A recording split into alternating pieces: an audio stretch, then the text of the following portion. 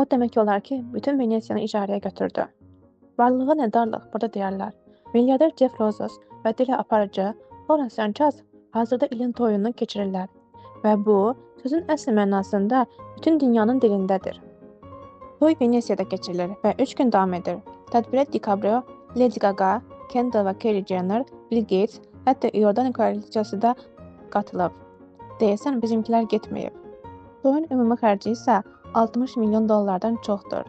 Venesiyanın tarixi saraylarından biri əvvəllər yalnız kralların girə bildiyi məkan idi. İndi isə dünyanın ən varlı adamının toyu məkanına çevrilib.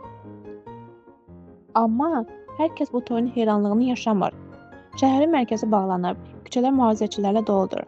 Yerli sakinlər şikayətçidirlər və onlar deyirlər ki, bura Hollywood deyil, bizim evimizdir. İtaliya mediası artıq bu hadisəni zənginlərin işğalı kimi adlandırır. Venesiya indi o toy üçün sadəcə dekorasiyadır. Amma kimin hesabına?